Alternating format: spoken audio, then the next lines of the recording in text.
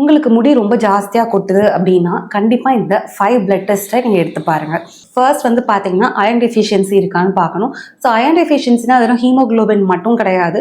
So உங்கள் ferritin levels எவ்வளோ இருக்குது அப்படின்றது ரொம்ப ரொம்ப முக்கியம். ஸோ உங்கள் ஃபெரிட்டின் லெவல்ஸ் வச்சு தான் அயன் லெவல் எவ்வளோ இருக்குன்னு நம்ம பார்க்க முடியும். ஸோ அயன் ரொம்ப உங்கள் பாடியில் கம்மியாக இருந்துச்சு அப்படின்னா முடி கண்டிப்பாக வந்து கொட்டும். செகண்ட் ஒன் வந்து பார்த்தீங்கன்னா vitamin B12. So vitamin B12 நம்ம ஸ்கேல்பில் பிளட் சர்க்குலேஷன் இன்க்ரீஸ் பண்ணுறதுக்கு ஹெல்ப் பண்ணும். ஸோ விட்டமின் B12 கம்மியாக இருந்தால் ஹேர் ஃபாலும் ஜாஸ்தியாகும், ஹேர் தின்னிங் இருக்கும், அண்ட் அதே மாதிரி ப்ரீமெச்சூர் கிரே ஹேர் வர்றதுக்கும் நிறைய சான்ஸ் இருக்குது. தேர்ட் ஒன் வந்து பார்த்தீங்கன்னா விட்டமின் D3. ஸோ இந்த விட்டமின் D3 ரொம்ப கம்மியாக இருக்கும்போது ஹேர் தின்னிங் நடக்கும். ஸோ இந்த விட்டமின் D3 தான் எதுக்கு இம்பார்ட்டன்ஸ்னு பார்த்தீங்கன்னா ஹேர் ரீக்ரோத் சைக்கிளை வந்து மெயின்டைன் பண்ணும். ஸோ உங்களுக்கு விட்டமின் D3 கம்மியாக இருக்கும்போது ஹேர் தின்னிங் நடக்கும், ஹேர் ஃபாலும் ஜாஸ்தியாக இருக்கும். நெக்ஸ்ட் ஒன் வந்து பார்த்தீங்கன்னா தைராய்டு லெவல்ஸ். ஸோ உங்கள் தைராய்டு லெவல்ஸ் எவ்வளோ இருக்குன்னு பாருங்கள். உங்களுக்கு ஹைப்போதைராய்டிசம் இருந்துச்சு அப்படின்னா முடி பயங்கரமாக கொட்டும். ஸோ உங்கள் தைராய்டு லெவல்ஸும் செக் பண்ணுங்கள். And last one sugar levels. உங்கள் சுகர் லெவல்ஸ் HbA1c எவ்வளோ இருக்குன்னு பாருங்கள். இன்சுலின் ரெசிஸ்டன்ஸ் இருந்துச்சு அப்படின்னா ஹேர் ஃபாலிக்கோட ஹெல்த்தை வந்து அஃபெக்ட் பண்ணும்.